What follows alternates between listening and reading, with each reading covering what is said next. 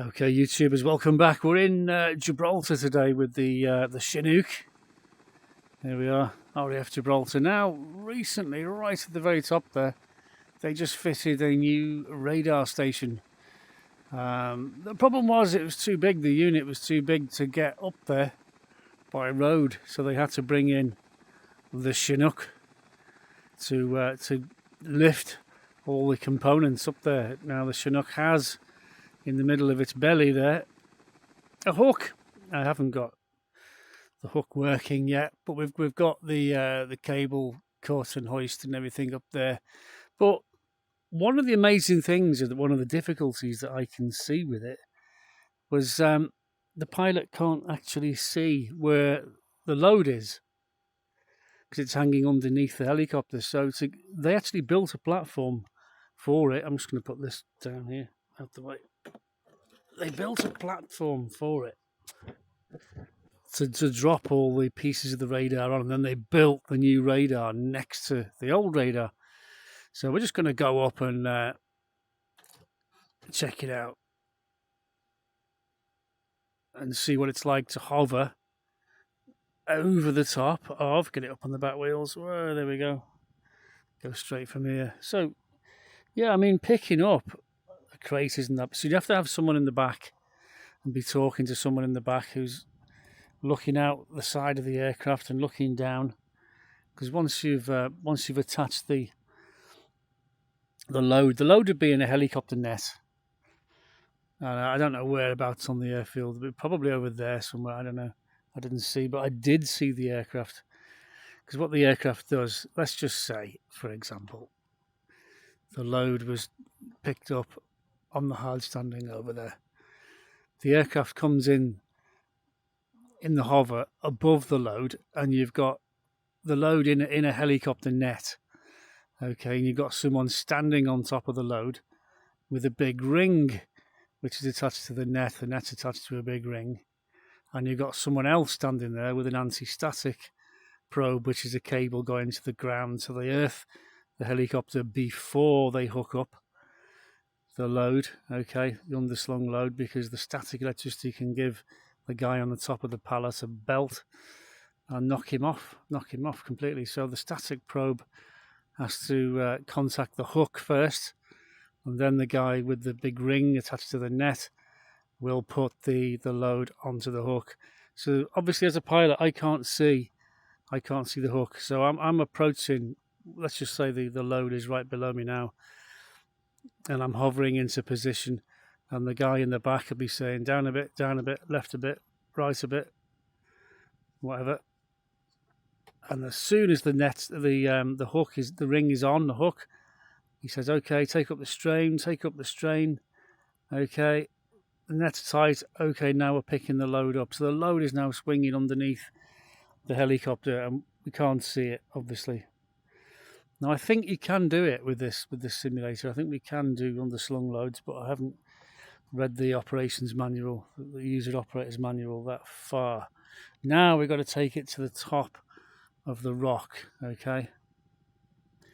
So we're not going to carry it over the buildings in case it falls and kills people. So we're going to do it the safe way. So we're going to go out over the sea. Now, I did get some footage of it with my phone from Marina Bay down there, but just hovering. The rock is 1,500 feet high. Okay. And this is the only helicopter that can pick up these weights. You know, the other helicopters, that's why they keep the Chinook, really, because it's the only one that can do it.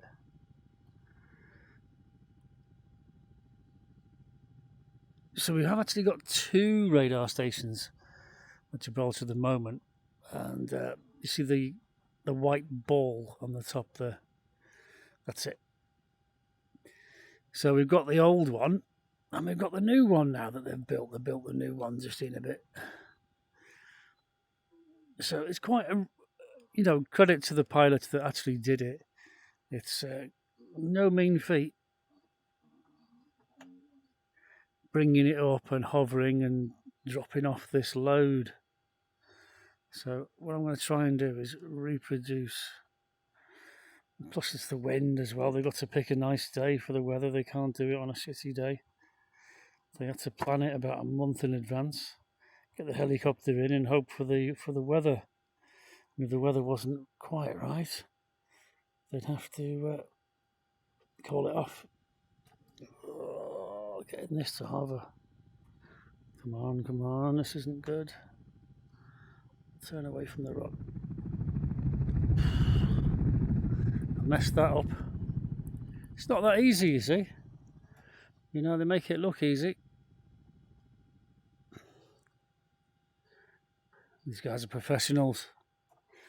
Right, so imagine you had an underslung load there as well. You just got to bring this helicopter in. Watch, you know, we've got very, very low forward airspeed, which isn't good. I mean, people think helicopters can hover all day. Well, that's not really a good thing to be in. Okay, so there's a thing called the avoidance curve. And yet these guys, I watch them taking all the pieces up, bit at a time, bit at a time, bit at a time. Constantly hovering, left a bit, right a bit. They've got the guy in the back giving him the instructions. And they did it. They delivered every single piece onto a platform that had been built up and prepared especially for the job. Wow, look at that.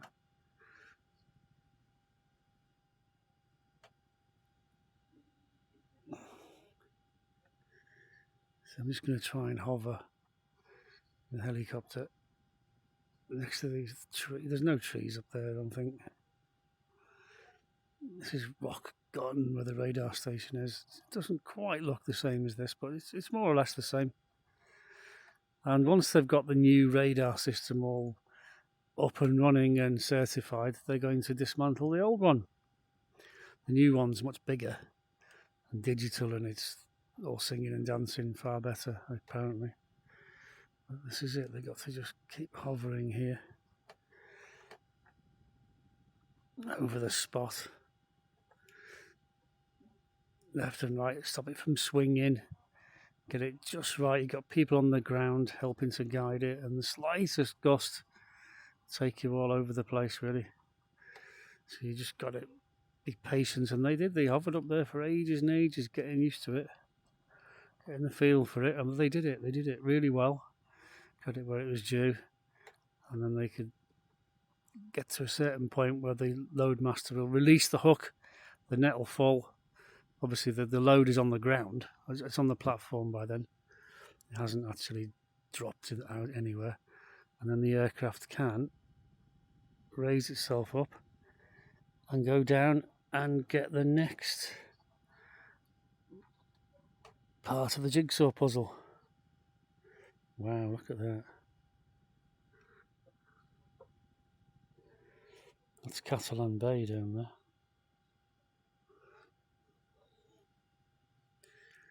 Le Chinook. I must admit, I'm very impressed with the Chinook helicopter. I didn't think I would be. I thought it would be cool to try it out, which it is. But I didn't think it would be as good, actually, as it is. It's a very easy helicopter to fly, I think, compared to ordinary helicopters. You don't have the torque effect, so when you're putting the power in, you're not having to give it opposite rudder as much as you would with an ordinary helicopter. So it is a really good helicopter to fly. I like it a lot.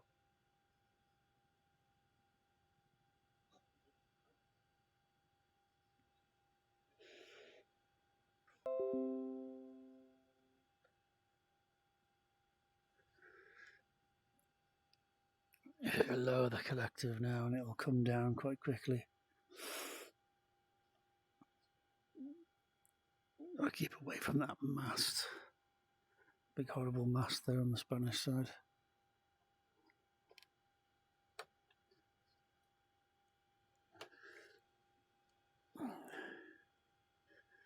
Okay, so it took them a few days, I think, to get all the components up that they needed to. Okay, so yeah, I'm just getting a feel for it there. It's about there.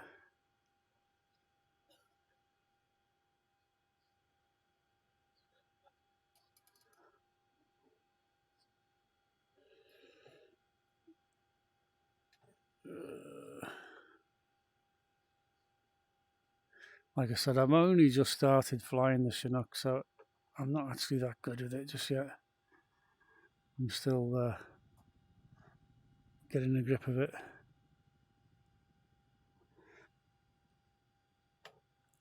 Because it has certain quirks that are different to other helicopters. But yeah, there we go, up to the top there. And I would like to, I'm going to continue to practice that. That's just the first attempt, the first go I've had. But I mean, I don't record everything that I do on Flight Simulator. I just generally, most of it's lost. I like to show you a few things that I get up to. Okay.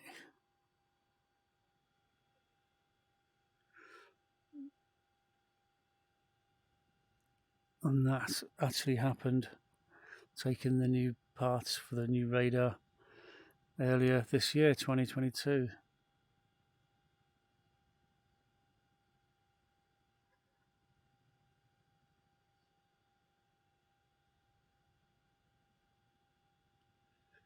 So I haven't got my all the way through my pilot's operating handbook yet, but I will look at underslung loads, and we'll do a bit of underslung loads later when I get that far.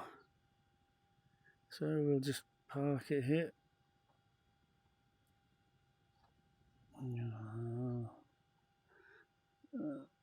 There we go. We're down. So we can trying to taxi there. That's not good. Push forward a bit too much. But what a great helicopter. Obviously there's a lot more to it than I'm up to at the moment.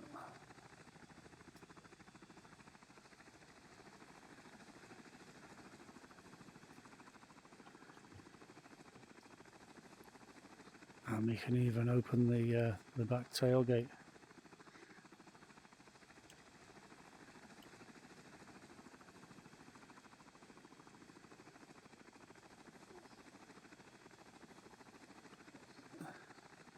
That's how it opens. Look at that. Cool. Okay. Brakes on. Thanks for watching.